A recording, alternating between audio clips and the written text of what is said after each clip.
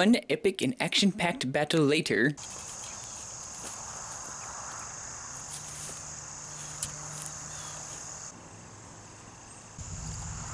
Hey!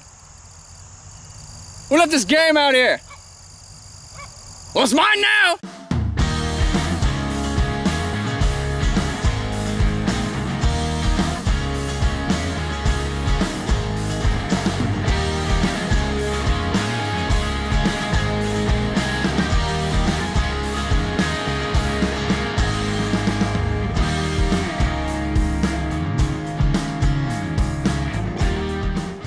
Greetings, my friends, 'tis I, your host, the mighty Blue Magus.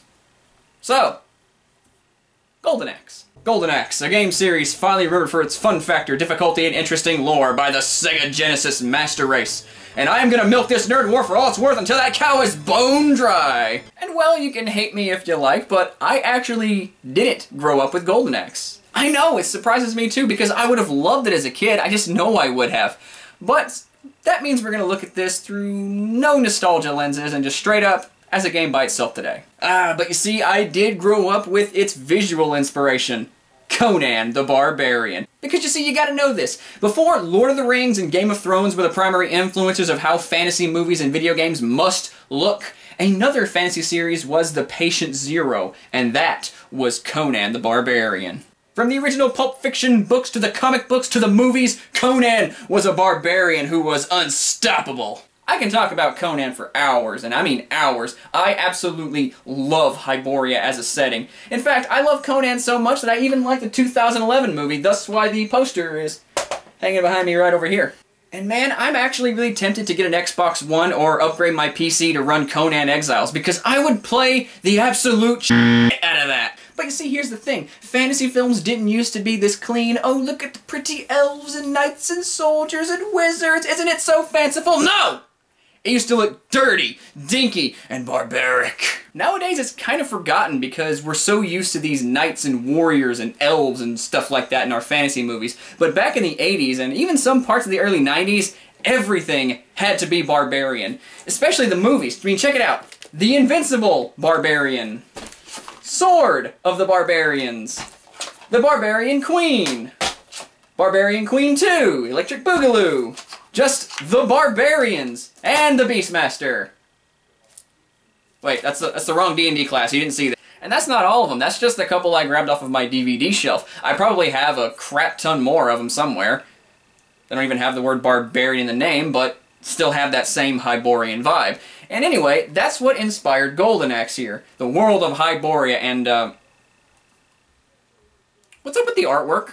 I mean, it doesn't look so bad in the first glance, but when you really look at it, I mean, really closely, you notice some artistic errors. Like, is this guy's axe bending a little bit? Is his arm melting? What is wrong with that dragon's face? And, oh god, what is wrong with that woman's face? And, is she holding Conan's Atlantean sword?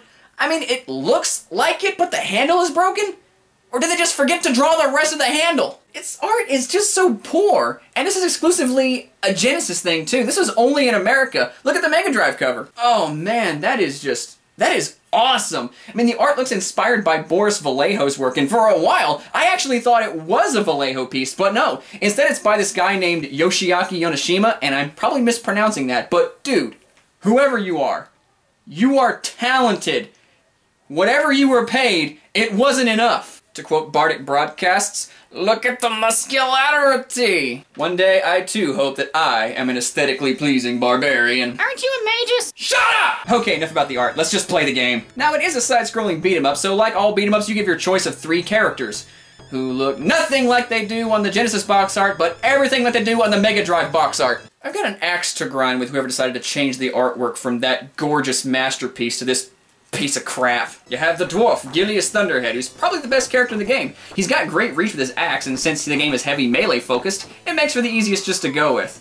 But on the downside, he has the weakest magic. Then we have Tyrus Flare, the Amazon, who has the weakest physical attack but the best magic. Heck, her magic is so awesome she can summon a freaking dragon to burn the enemies. Yeah, get them! You don't need to wait 10 seasons to get dragons like in Game of Thrones, you just need to get a couple potions. Yeah, dragons! Oh, they're metal! And finally, the piece de resistance, the Barbarian Axe Battler. Wait. Axe Battler. as in Axe Battler. But he uses a sword! Why would they name him Axe Battler? I mean, I got more of a reason to be called Axe Battler than he does. I mean, at least I actually have an axe. But he's the middle-of-the-road character. Solid attack and solid magic. But because I'm a barbarian too, I will pick him. Even though he's full of filthy lies! You know, I'm not gonna let this go. Why does he have an axe on the Genesis box art if he doesn't use one? Who drew this? And why isn't the axe golden? I mean, why isn't Gilius's axe golden? Who has the golden axe? Anyway, first level's pretty easy if you know what you're doing. Also, fair warning, if you're not playing as Gilius, the enemies pretty much always have something of a reach on you, so just be careful when you're trying to get your combo game on. And the enemy AI also likes to sandwich you and hit you from both sides simultaneously, and this gets really difficult in the later levels when the enemies have a really good reach on you. And if you're good, you can normally handle everything tossed at you. It's just the stiff controls make this game a little bit more difficult. I mean, they're manageable, but just don't think that it's going to be forgiving of you. Oh, and a side note, I really like the music. Even if it is kind of primitive in the early Sega Genesis days, but it's got that Barbarian vibe to it. It feels really gritty, but dirty, and yet energetic at the same time. Like, you just know some monster slaying's going to go down, and it's going to be glorious.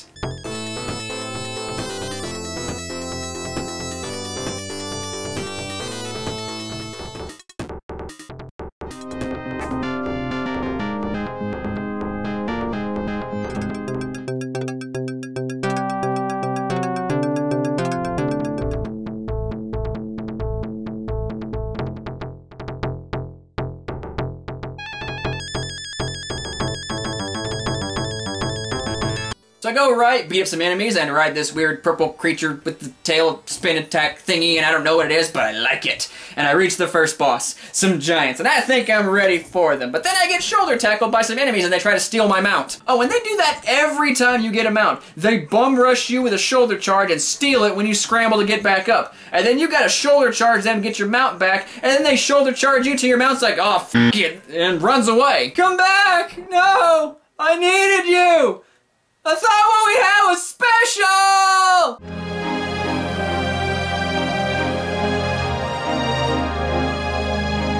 Like, but this does open up one problem with the game. You see, the shoulder charge is pretty overpowered.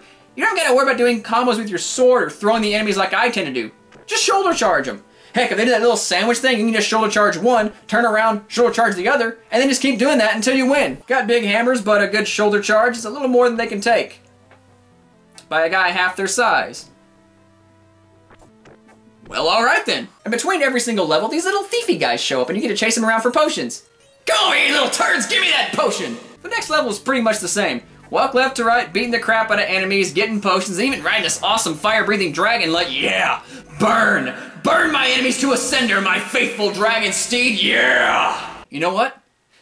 They should make a Golden Axe game exclusively about riding beasts. I bet it would be great.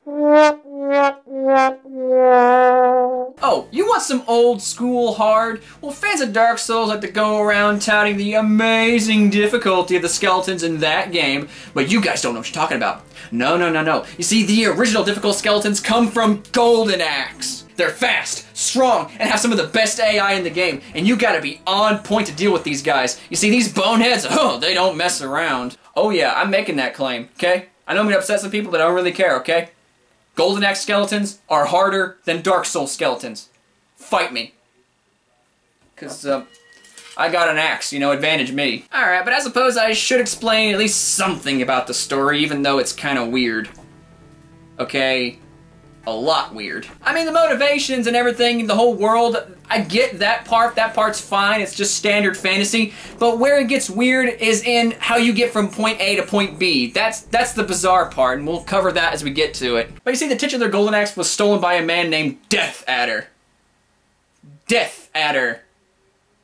And I thought Reaper Zero was an edgy name. Where is he at anyway? Normally he's here yelling at me because I'm not reviewing a bad game.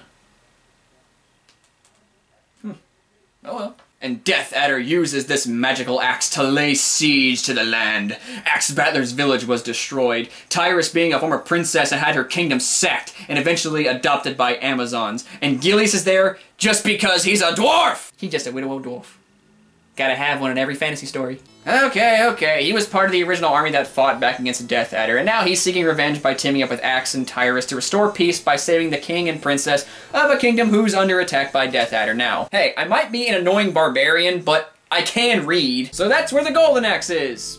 Death Adder's got it, and he's just been destroying everyone and everything, so go beat him up. Okay, sounds good, let's do it. Wait, I'm already doing it. I'm already on the adventure. And we're getting there on the back of a giant turtle. Wait, a turtle? I saw no turtle! Where was the turtle? Why was there a turtle? Well, I jumped a hurdle and rode on the back of a giant turtle. But why? And the thiefy guys just need to stop moving around and give me these potions. Come on, I need them more than you do. And when this one just stands still, give me the potion, the kingdom is in danger. Don't you care? Don't you care about the... Why aren't you just giving me the potion?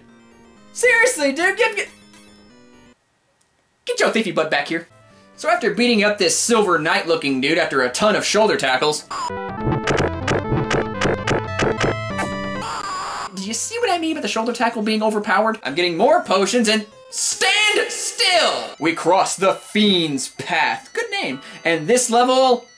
is a pain. Man, you have skeletons everywhere. They're literally coming out of the ground. And now we have new shadow enemies who just don't die. Although I did find a trick that if you have the low ground, you can repeatedly jump attack an enemy since they don't have much in the way of defending themselves from it.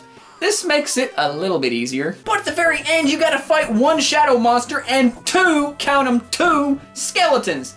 This is harder than fighting two giants and the big sword guy. But after some well-placed shoulder tackles and a couple of jump attacks, I win. Because you see, that's what us barbarians do. We crush our enemies, see them driven before us, and hear the lamentations of their women. Also, the Fiend's Path was apparently a giant bird. What? Did nobody realize that there was a giant bird as a path? Why were there skeletons popping out of its back if it was a bird? Did nobody decide to question that this road has feathers? Are giant animals that people build stuff on just a thing in the Golden Axe universe or something? This is an important question to answer if you're trying to understand the lore. Jabba, give me the potions and the meat. Yes! You know, I honestly like how short the levels are. It makes the game a very breezy playthrough if you know what you're doing. And they go on just long enough to entertain you, but they're not short enough to where you blink and you miss it. So we get off the giant bird, and here we are at the Kingdom of Southwood. Well, that just sounds like a boner joke. And after defeating two big sword guys and crossing the bridge, you finally come face to face with him. The almighty Death Adder, and... Hey, wait.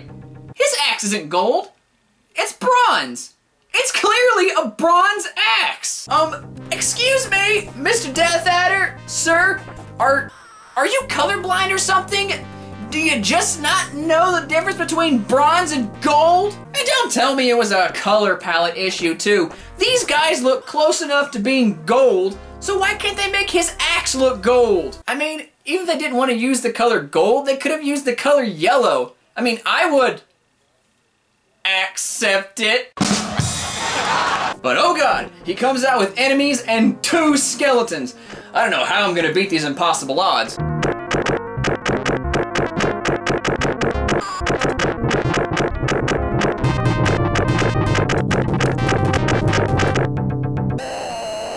Jeez, the shoulder tackle. Its power is infinite.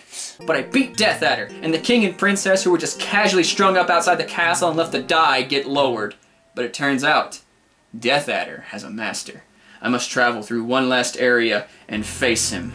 And by this point, you should be a master of the shoulder tackle, so this area is actually pretty easy. You can just spam it and knock the enemies into a chasm below. Oh yeah, and you know the golden sword knight dudes I was talking about a second ago? Yeah, just get them both behind you and shoulder charge them into a hole and you're done. You know, if Sega ever does a Golden Axe movie, and they should, they need to have at least one scene where Axe just says, fuck it, and just bum rushes towards someone and shoulder tackles them. Come on, that would be a very, very accurate representation of my playthrough of Golden Axe. And there he is. We finally meet the Grand Master.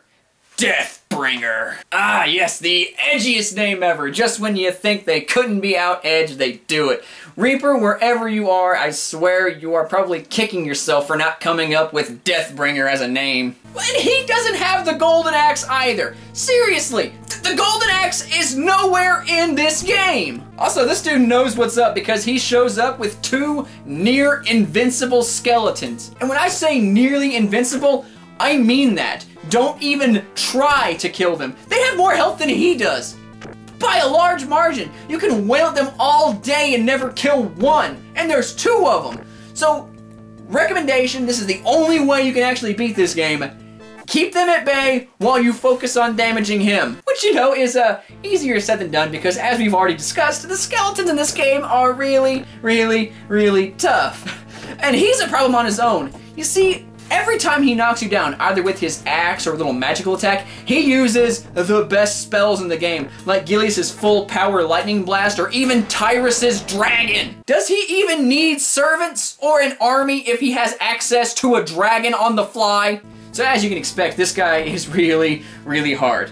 But that's okay, because I have the ultimate weapon at my disposal. He may have invincible skeletons, ground magic, lightning bolts, and a dragon even, but he doesn't have the shoulder tackle!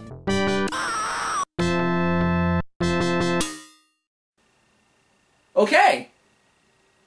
That didn't work too well. We're doomed. Yeah, the one move you can cheese in this game is impossible to use against him. You just simply don't have the room for it. And you pretty much have to cheese it every single time because the odds are always unfairly stacked against you. God, I'm just trying to imagine beating this guy with combos. I do not envy anyone who ever tried that. But it's okay because I actually did find a way to easily beat him and keep the skeletons off me. Jump attacks. Yeah, just jump back and forth with attacks, and you should be able to keep Deathbringer and his skeletons off you with maybe an occasional hiccup. But when you finally beat Deathbringer, he dies in the best way possible. With his axe landing square in his chest like boom, baby! Yeah, look at that brutality! Love it! So that's it, really. You beat Deathbringer, restore peace to the land, so... Final thoughts? Well, Golden Axe, though it's a long-standing, really popular game, I think it's aged pretty poorly. I mean, it's not a bad game. It's fun for a half hour's worth of enjoyment, but the game's ridiculous level of difficulty that requires you to use the extra life code just to beat it, as well as the stiffness and the absolute need to be cheesed, makes it a little hard to recommend. But hey, if you like Conan the Barbarian, Sega Genesis, and old-school beat-em-ups with some bite to them, give Golden Axe a try, because for the time, it was a great game. And if you play it with a friend, it's really fun. I hope you don't think I'm being too negative, because I do like this game, it's just not my favorite beat-em-up. But you know what? That's okay, because there are other Golden Axe games. Hey, thanks for watching! If you liked what you saw, then please suggest something else for me to cover in the comments below. Feel free to follow me on Facebook and Twitter, or go the extra mile and become my patron on Patreon. I think I'm getting a little better at this reviewing consistently thing.